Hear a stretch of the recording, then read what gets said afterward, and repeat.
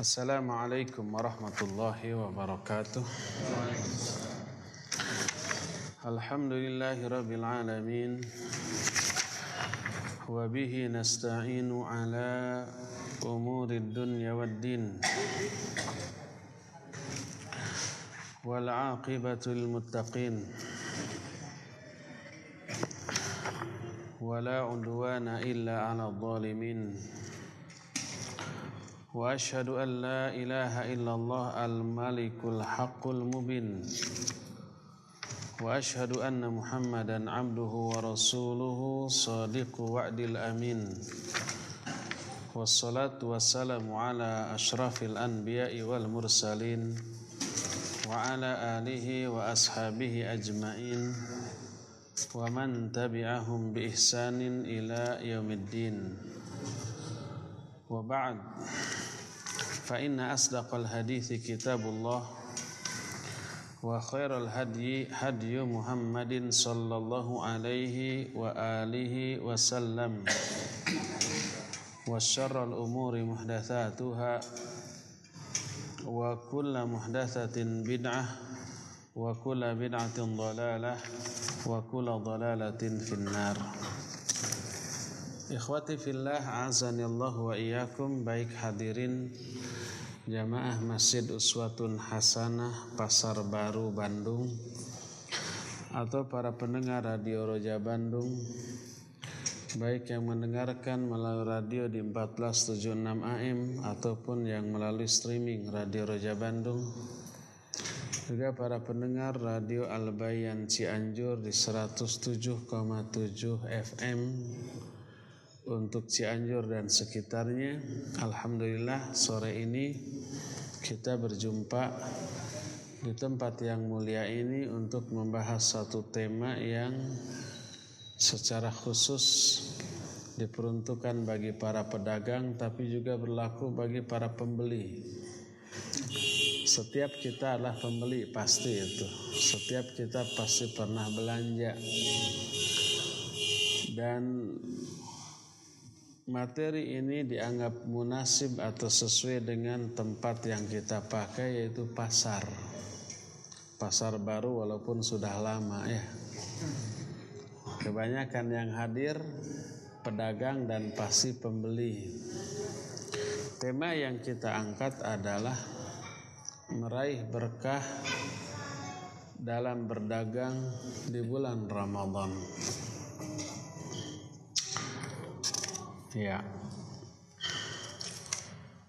sebenarnya berkah di dalam berdagang tidak hanya bisa kita raih di bulan Ramadan, tapi di setiap transaksi dimanapun kapanpun, selama transaksi itu dilakukan secara jujur sesuai dengan syariat, tidak ada penyimpangan, baik dalam hal memberi informasi tentang barang yang dijual, memberi informasi tentang modal apabila diharuskan atau lebih bagus mengemukakan modal, termasuk dalam hal-hal lain yang berkaitan dengan transaksi jual beli tersebut. Maka kalau dilakukan secara jujur, Allah Azza wa Jalla akan memberikan barokah kepada transaksi tersebut. Saking dahsyatnya berbuat adil dan jujur dalam hal menimbang, dalam hal transaksi jual beli, sampai Allah Azza wa Jalla menyebut timbangan dan mengharuskan adil dalam menimbang. Allah sebutkan dalam reng-rengan penjelasan tentang tanda-tanda kekuasaan Allah Azza wa Jalla yang sangat besar, yang sangat agung. Allah menyebut langit, Allah menyebut matahari, Allah menyebut bumi. Dan ketika Allah menyebut benda-benda besar di angkasa luar sana, Allah selipkan menyebut timbangan dan keharusan untuk berbuat adil ketika menimbang. Ini bisa kita ketahui dalam Al-Quran surah Ar-Rahman. Ar-Rahman itu menyebut tanda-tanda kebesaran Allah yang dahsyat. Ar-Rahman, 'allamal Qur'an, khalaqal insan, 'allamahul bayan. Terus disebut matahari, asy-syamsu, kemudian al-qamaru, kemudian di beberapa ayat berikutnya was-samaa'a rafa'aha wa wada'al mizan alla tatghaw fil mizan wa aqimul wazna bil qisti wa la tukhsirul mizan. Kata Allah was-samaa'a rafa'aha, dan Allah pun menciptakan langit kemudian ditinggikanlah langit itu. Setelah Allah menyebutkan tentang langit, was-samaa'a rafa' wa wada'al mizan, Allah pun menetapkan mizan. Alla tatghaw fil mizan, jangan kalian menyimpang, keliru, salah, curang, tidak jujur dalam hal menimbang. Alla tatghaw fil mizan. Wa aqimul wazna bil qist, tegakkan timbangan ini dengan adil. Wala tukhsirul mizan, dan jangan kalian mengurangi dalam hal timbangan. Walaupun disebut menimbang, tidak berarti tidak berlaku dalam hal meliter atau mengukur barang dengan meteran seperti kain dan yang sejenisnya, atau dalam satuan harga. Walaupun tidak ditimbang, tidak diliter, tidak dimeter, tapi dengan harga persatuan seluruhnya sama. Disebut mizan karena umumnya barang yang didagangkan ditimbang, walaupun tidak seluruh barang yang didagangkan ini ditimbang. Ini aturan Allah Subhanahu wa Ta'ala. Maka ketika aturan ini diterapkan, diaplikasikan, Allah menurunkan barokah di dalam hal itu. Sebagaimana sabda Nabi SAW, beliau menyatakan, innallaha ja'alal barakah fis sahuri wal kail. Sesungguhnya Allah Subhanahu wa Ta'ala menyimpan, menjadikan barokah dalam hal makan sahur dan dalam hal timbangan. Maksudnya adalah timbangan yang adil, timbangan yang jujur, timbangan yang tidak ada unsur penipuan, unsur manipulasi, unsur kezaliman merugikan pihak lain. Maka Allah Subhanahu wa Ta'ala akan simpan barokah di dalam transaksi timbangan tersebut. Ini idealnya. Akan tetapi umumnya orang berdagang yang dikejar itu adalah uang, harta. Dan ketika berdagang, ya, dicita-citakan untuk hanya meraih dunia. Tidak dijadikan sebagai alat untuk ibadah. Berdagang ini ibadah. Berdagang bukan sekedar untung rugi, tapi juga surga dan neraka. Berdagang itu bukan sekedar apakah kita akan memperoleh keuntungan ataukah tidak, seberapa banyak keuntungannya. Bukan hanya itu seorang pedagang muslim pertimbangannya, tapi berdagang adalah pahala dan dosa. Barokah atau tercabut barokah itu dari diri, harta dan keluarganya. Seorang pedagang yang muslim lebih mendahulukan mempertimbangkan aspek surga atau neraka, pahala atau dosa, barokah atau tidaknya di dalam transaksi yang mereka lakukan. Kalau umpamanya mereka mendasarkan sikap ketika bertransaksi kepada hal tadi, maka dijamin tidak akan berdusta, dijamin tidak akan ada sumpah palsu, dijamin tidak akan mengurangi timbangan, tidak akan melakukan kecurangan, tidak akan menyembunyikan aib barang yang akan dijual, tidak akan memanipulasi apapun baik harga ataupun barang, karena pertimbangannya adalah surga dan neraka. pahala dan dosa, barokah ataukah justru laknat dan murka Allah yang tersimpan dalam harta kita, itu yang akan menjadi pertimbangan seorang pedagang yang muslim. Adapun kalau yang menjadi tujuan utama dari berdagang murni keuntungan, surga neraka akan diabaikan. Dosa pahala tidak akan menjadi pertimbangan. Barokah tidaknya kumaha engke eta malah. Nu penting untung. Yang penting kita untung, terhindar dari kerugian dan untungnya berlipat. Oleh karena itulah maka terjadilah manipulasi, terjadilah penipuan, terjadilah kecurangan, tercabut barokah dari transaksi yang seperti itu. Maka untuk menghindarkan hal ini, poin pertama yang ingin saya jelaskan di dalam kesempatan ini sebagai muqaddimah dari materi pokok kita ingin menjelaskan dulu tentang manafi'ul mal wa madharuhu, tentang manfaat dan madarat dari harta. Nanti dari pengetahuan kita tentang hal ini, kita bisa mengantisipasi, mensikapi bagaimana cara memperlakukan harta secara benar menurut syariat Allah Azza wa Jalla. Pertama, ikhwati fillah azanillahu wa iyyakum, harus diketahui dan disadari, dan memang kita merasakan semua bahwa manusia diciptakan dengan membawa kecenderungan untuk mencintai harta dengan kecintaan yang sangat besar. Dan ini Allah tuangkan dalam Al-Qur'anul Karim. Allah berfirman, wa tuhibbunal mala hubban jamma. Kalian mencintai harta dengan kecintaan yang sangat kuat.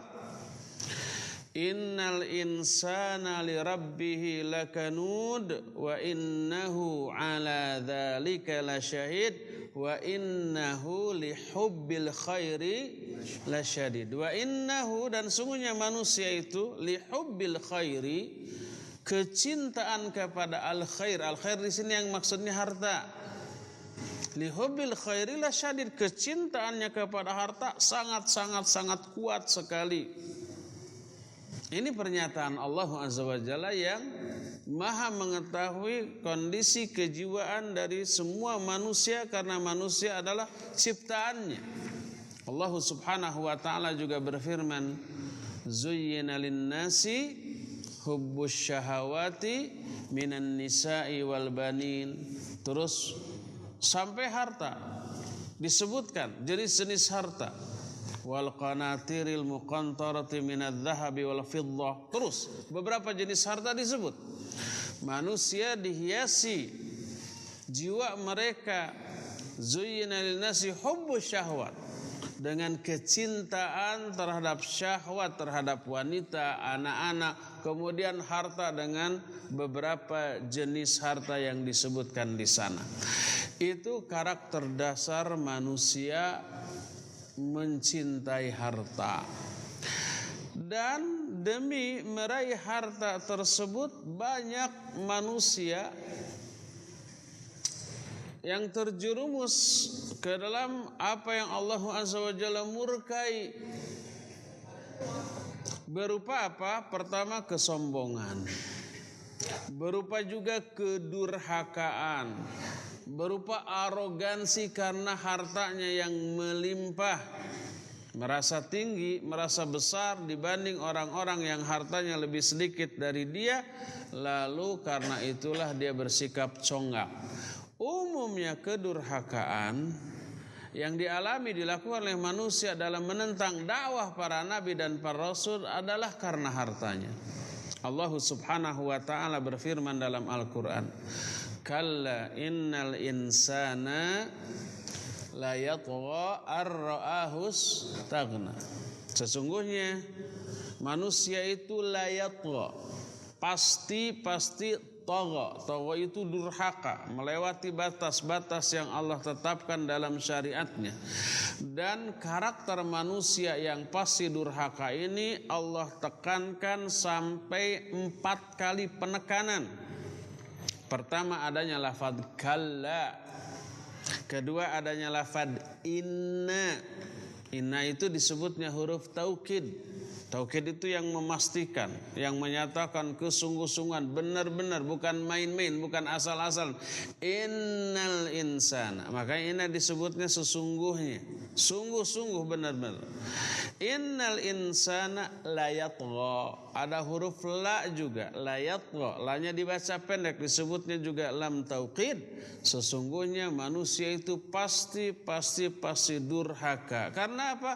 Ar-ra'ahu istaghna, karena melihat dirinya serba berkecukupan dengan hartanya. Dia tidak membutuhkan bantuan orang lain, sokongan orang lain. Lalu karena merasa dirinya cukup, dia durhaka, melanggar aturan Allah Azza wa Jalla. Allah pun menyatakan walau basatallahu rizqa li ibadihi labaghaw fil ard. Seandainya Allah Azza wa Jalla mencurahkan rizki kepada hamba-hambanya seluruhnya, labaghaw fil ard, niscaya manusia itu akan berbuat durhaka di muka bumi. Seandainya manusia seluruhnya diberi kekayaan, kecukupan, niscaya mereka akan berbuat durhaka di muka bumi. Makanya rata-rata ini orang yang berbuat kejahatan, kriminal dalam skala yang besar, dengan kerugian yang ditimbulkan yang besar, rata-rata dilakukan oleh orang-orang kaya, oleh orang-orang yang beruang. Rata-rata para perampok, rata-rata apalagi para koruptor pasti kaya itu. Sebelum dia korupsi, dia sudah kaya duluan sebenarnya dan punya kekuasaan. Orang merampok dengan membawa modal dengan kekayaan yang besar. Untuk merampok dia butuh mobil. Untuk merampok dia butuh modal. Untuk merampok dia butuh senjata, dan senjata bukanlah barang yang murah.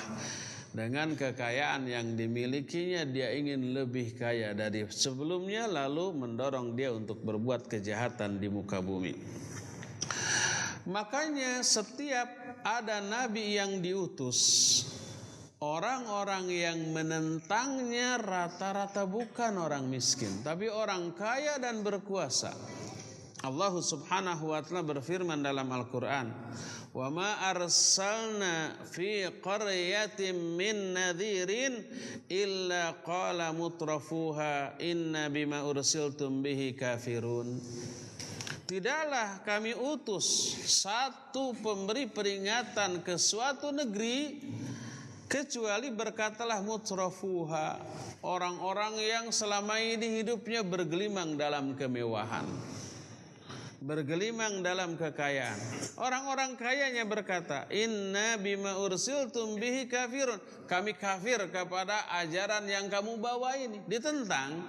Yang menentangnya kata Allah mutrafuha, orang-orang yang hidupnya glamaur, orang-orang yang hidupnya mewah, orang-orang yang bergelimpang dengan kekayaan.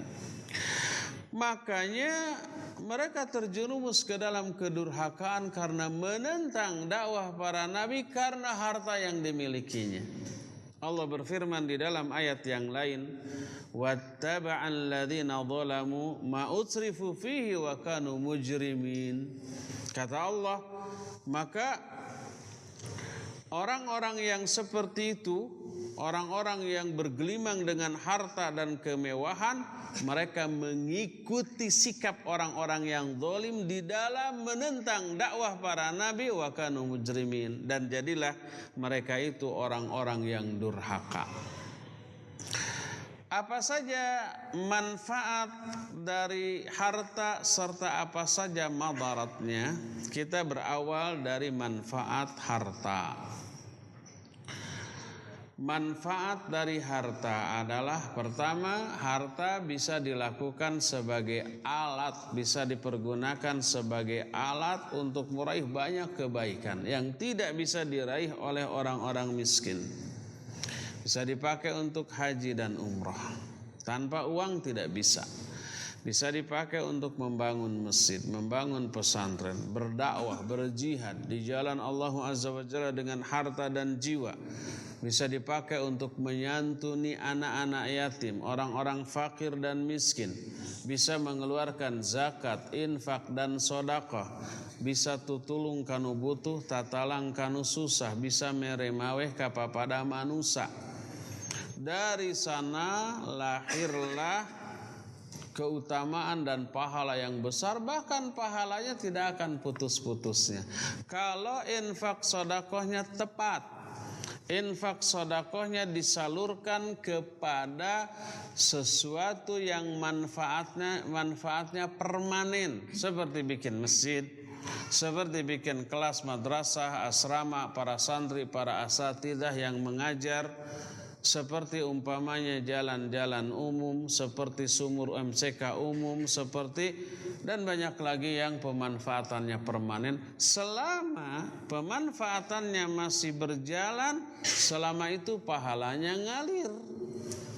Jangan dikira kita menanam pohon di pinggir jalan tidak berpahala. Berpahala. Setiap orang yang lewat ke sana lalu berteduh di bawah kerindangan pohon itu, si penanam pohon kebagian pahalanya. Jangan dikira membuat sumur umum untuk kepentingan umum gak ada pahalanya. Ada pahalanya. Setiap kali ada orang yang minum di sana, mandi di sana, wudu di sana, cuci di sana, apapun pemanfaatan baik duniawi ataupun ukhrawi, jangan dikira gak ada pahala bagi orang yang membuat sumur itu. Ada. Terus mengalir. Selama sumurnya dimanfaatkan orang, selama itu pahalanya mengalir. Orang yang bikin sumurnya, orang yang menanam pohonnya sudah meninggal. Pohonnya, sumurnya masih bermanfaat, pahalanya mengalir terus. Itu baru sumur dan pohon. Baru MCK umum, apalagi masjid. Yang pemanfaatnya hanya untuk ibadah, untuk sholat, untuk taklim, untuk beramal soleh yang lainnya, dipakai terus setiap hari. Maka setiap kali masjid itu dipakai, setiap kali itu juga pahalanya mengalir kepada siapapun yang terlibat di dalam pembuatan masjid tersebut, termasuk para donaturnya yang mendonasikan uangnya ke sana. Iya. Semakin permanen pemanfaatan dari harta itu, semakin permanen pula pahalanya. Ini yang membuat orang-orang miskin di zaman Nabi SAW iri kepada orang kaya. Bukan iri karena bisa bersenang-senang dengan kekayaannya, tapi iri karena orang kaya dengan kekayaannya bisa melahirkan pahala yang tidak bisa dihasilkan oleh orang miskin. Sebuah hadis dari Abu Hurairah radhiyallahu anhu, riwayat Imam Bukhari dan Imam Muslim, anna fuqara al-muhajirina atau Rasul sallallahu alaihi wasallam faqalu dhahaba ahlud dathur ay al-amwal al-kathira bid darajatil ulya wan na'imil muqim. Faqala famadha? Qalu yusalluna kama nusalli wa yasumuna kama nasum wa yatasaddaquna wa la natasaddaq wa yu'tiquna wa la nu'tiq. Datang para fuqara muhajirin, orang-orang muhajirin yang miskin datang kepada Nabi SAW berkata, wahai Rasulullah, orang-orang kaya, saudara-saudara kita yang kaya itu mampu meraih derajat yang lebih tinggi dan meraih kenikmatan yang abadi yang tidak bisa kami raih. Kata Nabi SAW, bagaimana itu? Bisa terjadi begitu, kenapa? Mereka bilang, mereka orang kaya bisa sholat seperti juga kami sholat. Mereka juga bisa saum seperti juga kami saum. Tapi mereka bisa sedekah, kami tidak. Mereka bisa membebaskan budak, kami tidak. Itu bedanya. Membebaskan budak pahalanya Masya Allah.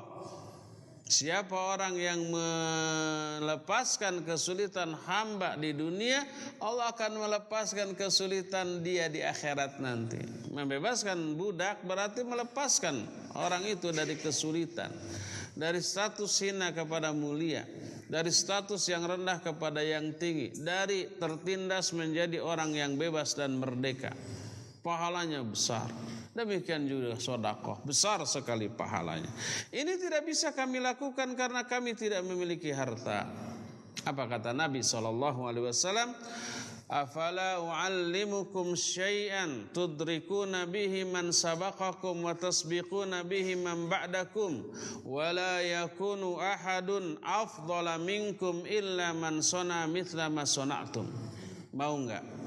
Aku ajarkan kepada kalian satu amalan yang menyebabkan kalian dengan amalan itu bisa menyusul orang-orang yang telah lebih dahulu beramal sebelum kamu. Sebelum kamu. Jadi sudah, kalau balapan tema kita masih di start, dia sudah hampir finish gitu. Mau enggak? Saya ajarkan satu amalan yang menyebabkan kamu bisa menyusul mereka. Dan tidak ada orang seorang pun yang lebih afdal dari kalian kecuali orang-orang yang juga mengamalkan amalan seperti amalan kalian ini. Para sahabat menjawab, bala ya Rasulullah. Iya. Lalu Nabi SAW menyatakan, tusabbihun wa tukabbirun wa tahmaduna dubura kulli shalah thalathan wa thalathina marrah. Kalian tasbih, tahmid, takbir masing-masing 33 kali seusai salat. Bayangkan, enteng. Tasbih, tahmid, takbir 33 kali seusai salat fardu, itu pahalanya bisa menyamai pahala infak di jalan Allah dan juga membebaskan budak. Jangan dianggap remeh itu. Kata orang Sunda mah teu piranya, pirage tasbih, tahmid dan takbir. Tidak sampai keringetan kita melakukannya. Tidak memakan waktu lebih dari 5 menit. Tidak sampai ngos-ngosan. Tidak sampai ekspresi kita tiba bergeg. Tidak sampai setelah itu kita lemes karena terkuras energi. Enggak, bisa sambil duduk. Ya, sambil konsentrasi, lakukan.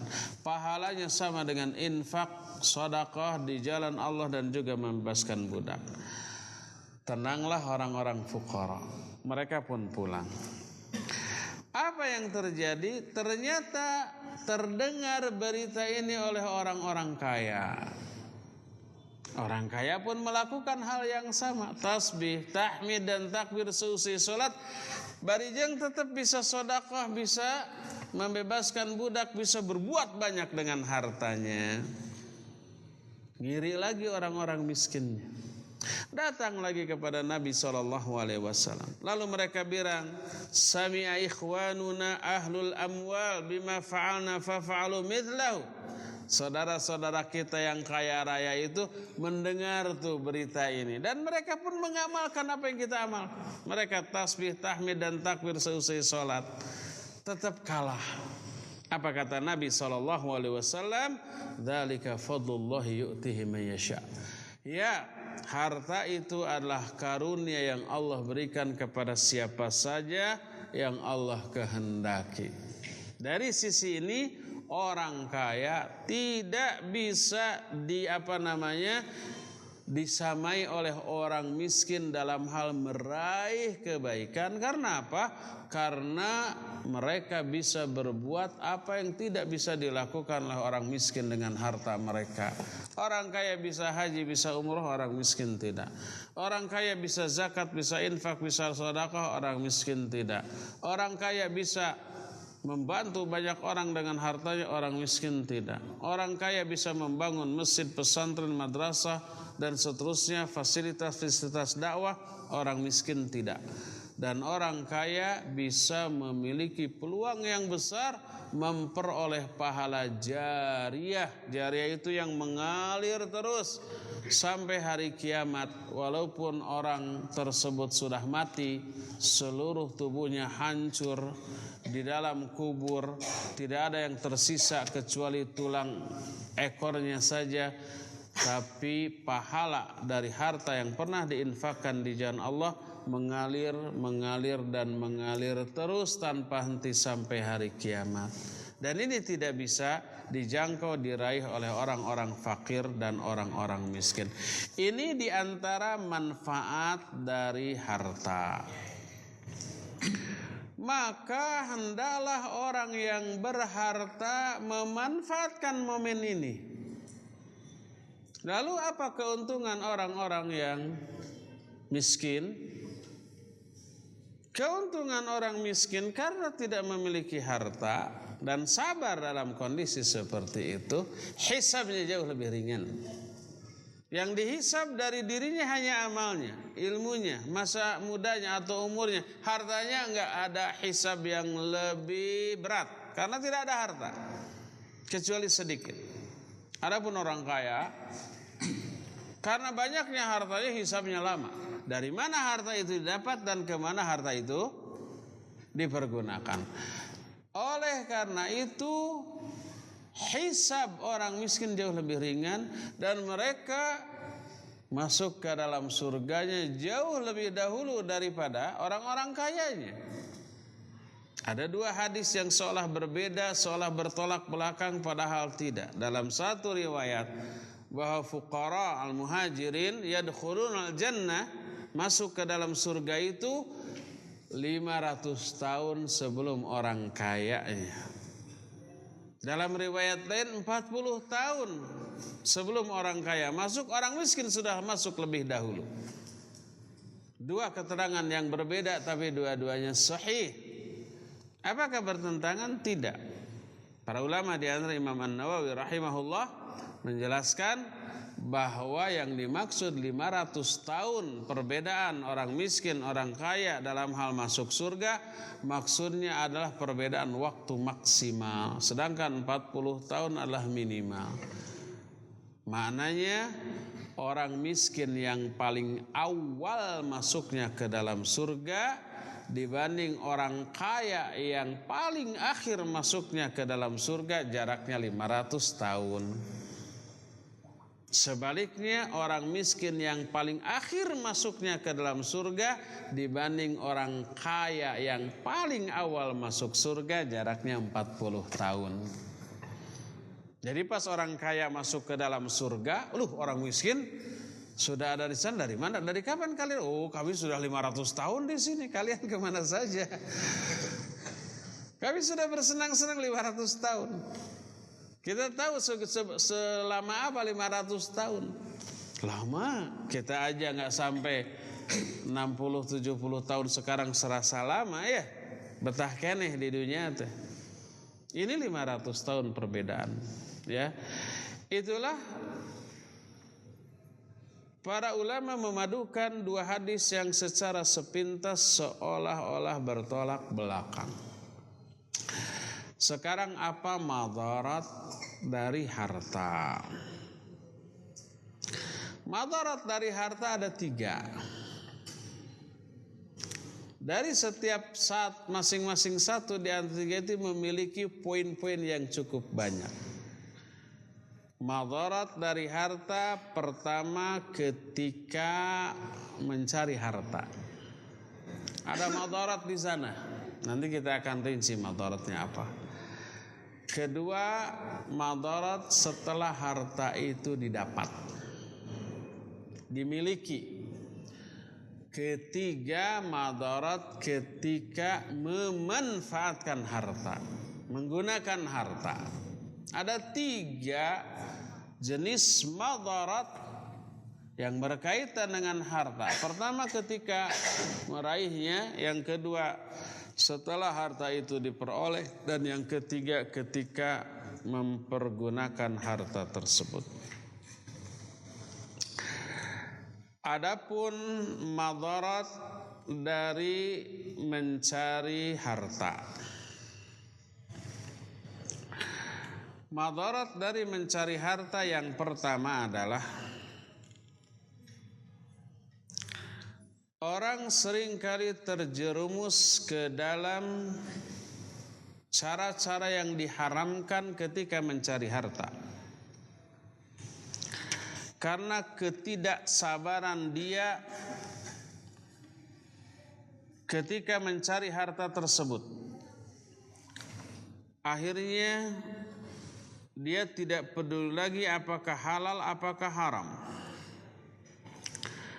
Dan fitnah seperti ini pernah diperingatkan oleh Rasul alaihi salatu wassalam akan terjadi di kalangan umatnya.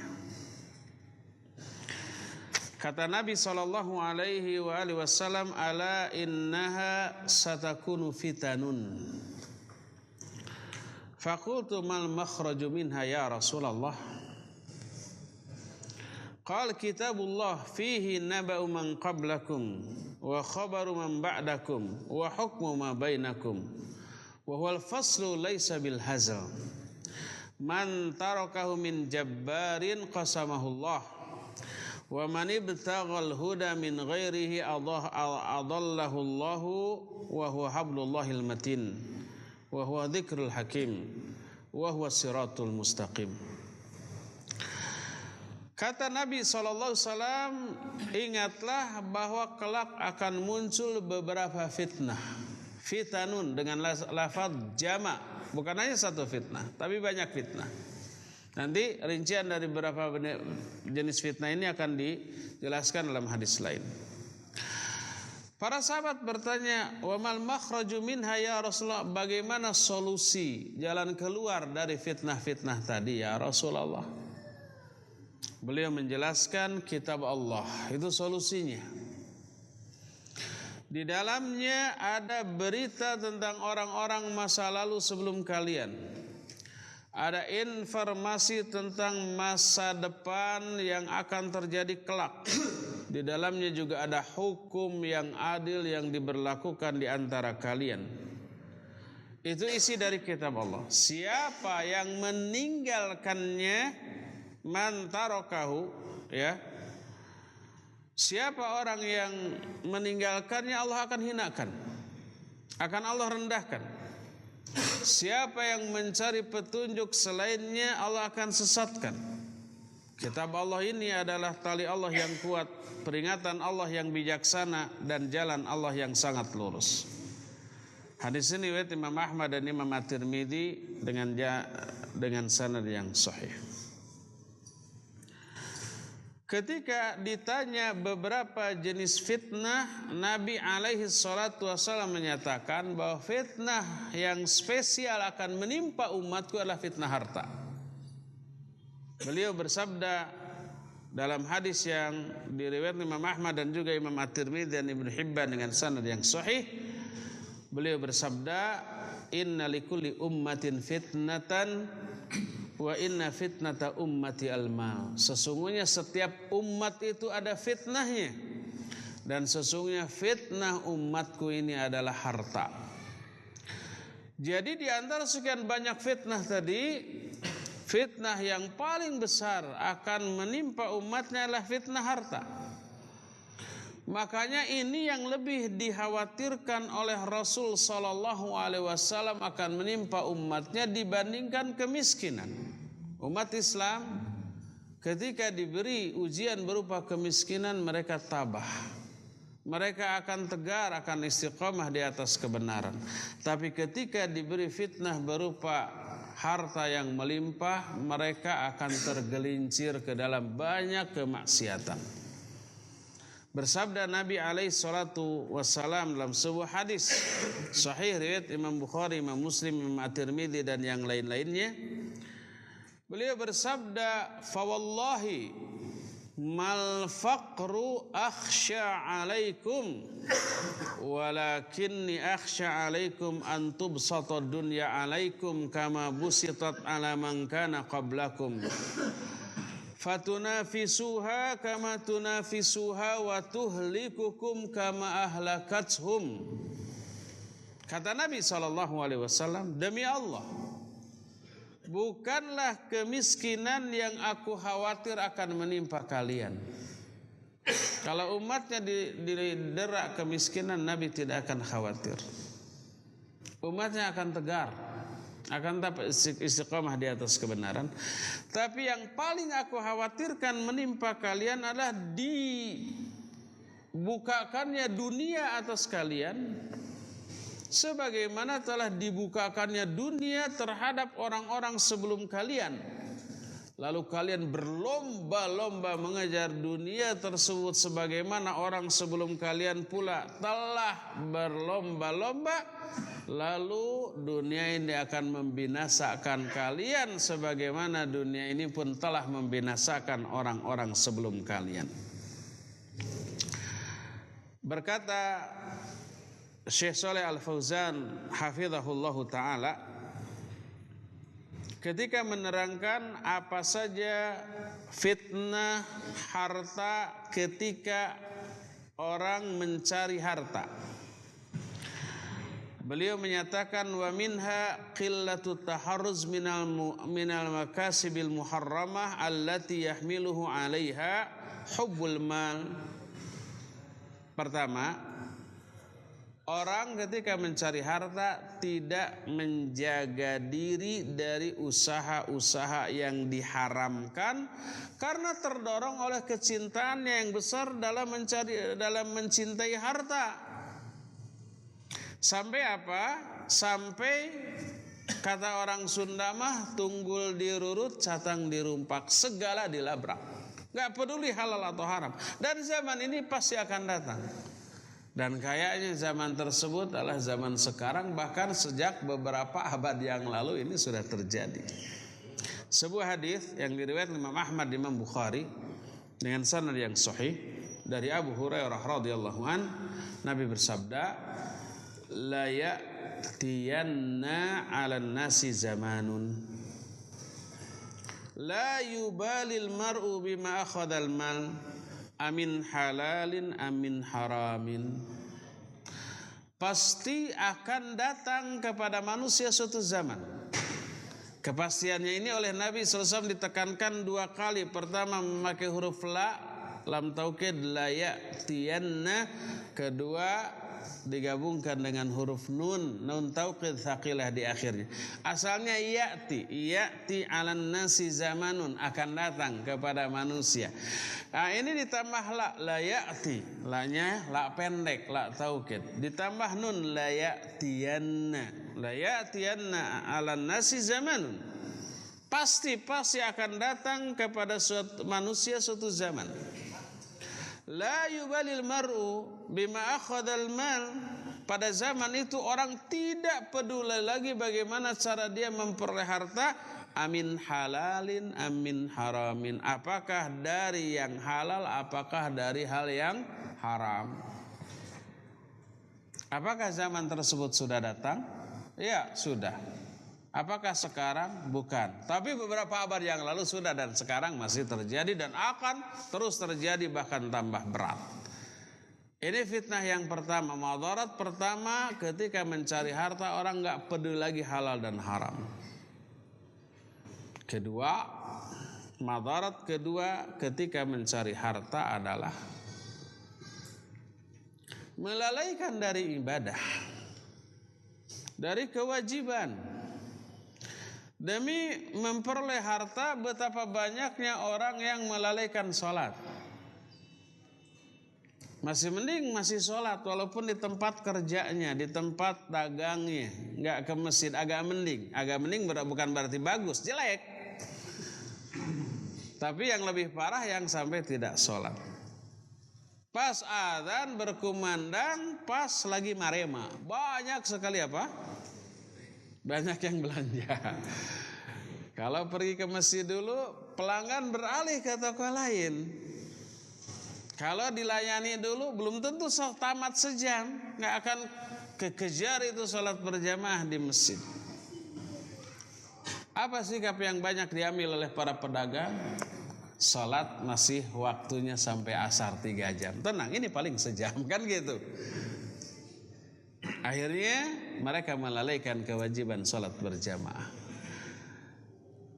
melalaikan kewajiban demi harta. Dan betapa banyaknya orang yang juga malas atau bahkan sering absen hadir di pengajian hanya karena dagang, hanya karena mencari harta. Bro, kita ke pengajian yuk. Bro bukan akhi ukhti lagi. Kapan? Jam sekian. Wah, itu pas saya buka toko itu jam 9 pagi mah tuh. Kalau umpah kesiangan, pelanggan beralih ke yang lain, kan begitu rata-rata. Akhirnya nggak ngaji. Saya cukup dengerin di radio sambil dagang. Akibatnya bisa salah paham terhadap apa yang disampaikan. Ini yang keduanya, banyak melalaikan kewajiban mencari ilmu, kewajiban ibadah, kewajiban lain seperti mendidik istri dan anak-anak. Terabaikan karena waktunya habis untuk mencari harta. Ini fitnah yang kedua, madarat yang kedua. Madarat yang ketiga, kata Syekh Shalih Al Fauzan, hilangnya ruh dari seluruh ibadah. Apa ruh dari seluruh ibadah? Yang pertama, kalau seperti sholat, baca Al-Quran, dzikir, ya, itu hilangnya kekhusyuan. Karena urusan harta terbawa-bawa sekalipun di dalam sholat. Sholat dijadikan ajang untuk menghitung keuntungan hari itu. Pas sholat tur Allahu Akbar tadi belanja berapa orang ini yang terjual anu. Satunya keuntungan sekian. Saya target sampai asar nanti harus sekian. Seperti itu. Hilang konsentrasi, hilang kekhusyuan. Kualitas ibadah menurun. Kalau kualitas dari ibadah menurun, dijamin dia tidak akan betah dalam ibadah. Ingin cepat selesai. Dan ketika itu terjadi, maka dia hanya mencukupkan diri terhadap ibadah-ibadah yang wajib, dan yang sunnah banyak ditinggalkan hanya karena dia sunnah. Yang penting yang wajib, barinya ngebut teh gitunya. Walaupun tidak separah 23 rakaat 7 menit, mungkin gak separah itu. Tapi mungkin ada 4 rakaat 2 menit, mungkin ada 1 rakaat setengah menit, mungkin ada. Karena apa? Karena khawatir dagangannya cepat-cepat diambil alih pelanggannya oleh pedagang yang lain. Karena kita tidak bisa melayani selama sholat, akhirnya dikebut. Dia lupa bahwa yang mengatur sirkulasi uang, transaksi itu Allah Azza wa Jalla. Jadi yang ketiga, hilang ruh dari ibadah, hilang kekhusyuan di dalam sholat, hilang kekhusyuan di dalam berdoa, hilang kekhusyuan di dalam berzikir, dalam membaca Al-Quran. Karena apa? Karena konsentrasinya telah terebut oleh bisnis atau dagangan yang sedang dia lakukan. Menghitung-hitung, ya, merencanakan pengembangan dan seterusnya, itu seringkali dibawa kemana-mana, sampai ke dalam sholat, sampai ke dalam zikir, sampai ke dalam baca Al-Quran, sehingga hilanglah konsentrasi. Inilah yang ketiga. Madarat keempat. Madarat keempat dari mencari harta adalah melakukan kezaliman kepada pihak lain dengan cara black campaign tadi, yaitu kampanye negatif terhadap dagangan orang lain. Jangan beli di sana, itu penjualnya curang, gak jujur, karena dia gak pernah ngaji. Saya suka dengar radio Roja. Yang gak suka mah hadir we. Agak mending di sana enggak. Makanya saya agak jujur dikit. Dikit. Sana mah curangnya banyak. Dan beli ke sana. Dia suka sumpah palsu. Kalau dia bilang modalnya 20.000, jangan percaya itu berarti 2.000. Beli ke saya. Black campaign terhadap dagangan orang lain. Curang. Melakukan kezaliman agar keuntungan lebih terfokus kepada dirinya dan tidak kepada orang lain. Dan kecurangan seperti ini merupakan bibit retaknya ukhuwah Islamiyah di antara sesama pedagang muslim. Bukannya saling bantu, bukannya saling mempromosikan. Oh bu, di saya barang ini tidak ada, tapi tuh di kawan saya ada, kualitas sana bagus. Saya ada tapi Bu, kualitas saya maaf ini KW4. Kalau mau super tuh di sana ada. Cuma harganya memang karena super juga super gitu. Silakan mau KW4 mau super. Harga beda. Jujurlah seperti itu. Maka Allah Azza wa Jalla akan memberikan barokah kepada kita sekalian. Ini tanda bahwa saya harus sudah selesai. 5:30. Saya diamanati maksimal 5:30 karena dari 5:30 sampai maghrib siap-siap. Itulah keempat. Madarat keempat adalah berbuat kezaliman kepada pihak lain. Madarat kelima kita akan jelaskan tahun depan. Sekarang waktunya sudah habis, kita baru menjelaskan 4 poin madarat dalam mencari harta. Belum berbicara madarat setelah harta itu didapat dan ketika menggunakan harta. Nah itu baru muqaddimah, baru nanti bagaimana caranya agar harta kita barokah, itu intinya. Mungkin 4 tahun yang akan datang. Sekarang ini pertemuan terakhir di bulan Ramadan. Setelah hari-hari berikutnya saya tidak bisa, mungkin Ramadan tahun depan kita sambung sampai di sini. Masih ada waktu 5 menit untuk tanya jawab. Apabila ada pertanyaan dipersilakan.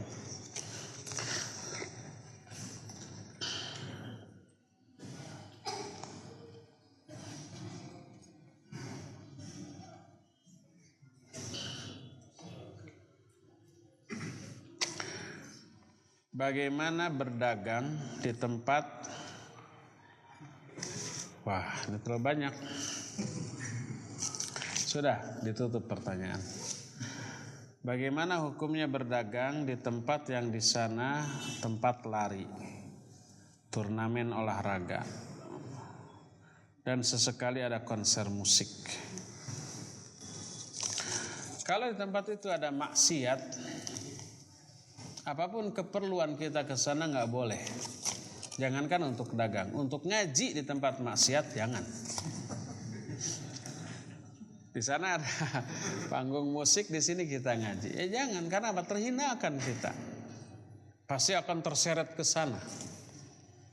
Walaupun umpamanya tidak bersamaan tapi di satu panggung. Jadi setelah pembukaan ngaji dulu setengah jam. Setelah ngaji baru band. Begitu kiainya salam, hamdalah, udah turun, mana sih, kan gitu, dihinakan. Setelah itu baru dangdut umpamanya. Orang datang ke sana bukan untuk ngaji, tapi untuk dangdutannya. Didatang dari awal bukan memburu pengajiannya, tapi memburu tempat di depan, biar jogetnya asik di hadapan penyanyinya. Kan begitu rata-rata. Pengajiannya terhinakan. Jadi kalau di sana ada maksiat di tempat itu, jangankan untuk dagang, untuk ibadah, untuk sholat, untuk ngaji juga terlarang. Karena apa? Pertama terganggu, kedua ibadah yang kita lakukan menjadi terhinakan. Kecuali itu tempat yang umum, ya, yang tidak ada maksiat secara spesifik. Orang lari-lari, ada yang pakaiannya tertutup, ada yang tidak. Sama di pasar juga ada yang tertutup. Ada nggak yang belanja ke pasar pakai lekbong? Ada ya, banyak. Di sini pedagang semua. Ya, haram dong, banyak yang ke pasar itu pakai lekbong. Kalau begitu nggak pernah ada tempat dagang yang aman ya. Ke mall ada nggak yang pakai lekbong? Lebih banyak lagi. Di pasar tradisional banyak, di pasar baru, pasar lama banyak. Kalau tempat itu umum, ada yang maksiat, ada yang tertutup, ya, maka dibolehkan. Dengan tetap menjaga pandangan ketika ada kemaksiatan yang tidak boleh dipandang. Jadi kalau itu umum, tempatnya umum, bukan spesifik untuk maksiat, walaupun di sana pasti ada kemaksiatan, maka tidak apa-apa. Tapi kalau spesifik tempat itu tempat maksiat, maka tidak boleh. Bagaimana menjual makanan agar makanan anak yang ukurannya sulit disamakan, seperti gorengan yang kadang-kadang ukuran kumaha ya teh. Bagaimana menjual makanan yang ukurannya agak sulit disamakan, seperti gorengan yang kadang-kadang ukurannya beda. Oh mungkin bala-bala gitunya, yang satu ada yang kecil ada yang besar. Harganya sama gitunya. Boleh, yang penting ridho. Nanti pembeli juga milih yang kecil, sok aja bikin yang kecil, yang besar dijamin yang kecilnya disingkirkan oleh pembeli gitu ya, rugi sendiri. Dan kita susah kecuali punya cetakan khusus. Kalau bala-bala kan nggak ada cetakan ya. Kalau donat ada cetakan. Tapi kalau bala-bala seperti itu ya semaksimal mungkin kita samakan. Kalau ada yang kecil ada yang besar ya nanti paling ruginya yang kecil-kecilnya lakunya terakhir gitu ya. Yang besar lakunya lebih awal. Asal ridho dibolehkan.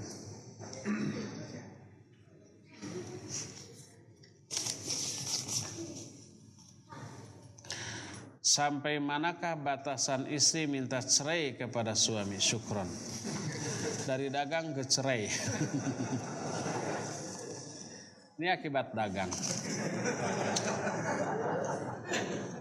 Haram bagi seorang istri meminta cerai kepada suami tanpa uzur syar'i. Ayyuma imra'atin talabat min zawjiha talaq ya bi ghairi udhrin syar'in lam tajid raihatal jannah. Wanita mana saja yang menuntut cerai kepada suami tanpa udzur syar'i, dia tidak akan bisa mencium baunya surga. Lalu udzur apa saja yang dibolehkan bagi istri untuk meminta cerai? Pertama, kalau si suami itu tidak menunaikan kewajiban, tidak memberi nafkah ya, lahir ataupun batin, maka boleh. Yang kedua, melakukan kezaliman di luar batas. Kopi umpamanya kurang manis atau terlalu manis sedikit langsung gampar. Satu kopi satu gampar. Sehari harus 10 gelas, 10 kali gampar. Atau si suami melakukan penyimpangan yang fatal terhadap syariat. Dia tidak sholat, dia mabuk, dia berzina, dia berjudi seperti itu. Maka dibolehkan bagi seorang istri setelah berupaya menasihati, mendakwahi, tetap tidak dibolehkan. Apakah suami yang melakukan maksiat semacam merokok, tidak pergi ke masjid ketika sholat wajib, marah-marah, haruskah istri tunduk kepadanya? Dalam hal kebaikannya tetap wajib tunduk. Kedurhakaan suami tidak menjadi, kemaksiatan suami kepada Allah tidak menjadi udzur bagi istri untuk durhaka kepada suami. Ketika suami menyuruh hal-hal yang baik-baik, yang benar-benar, wajib diturut. Tapi ketika suami tolong beliin rokok, maka jangan diturut. Tolong ambilkan korek api, saya mau merokok, jangan, jauhkan aja korek apinya, gitu ya. Jadi dalam hal yang baiknya tetap wajib diturut. Ya, sampai di sini saja kita persiapan buka. Insyaallah kita akan jumpa kembali tahun depan. Subhanakallahumma bihamdik asyhadu an la ilaha illa anta astaghfiruka wa atubu ilaik. Walhamdulillahirabbil alamin. Wa sallallahu ala nabiyyina Muhammadin wa ala alihi wa ashabihi wasallam. Wassalamualaikum warahmatullahi wabarakatuh.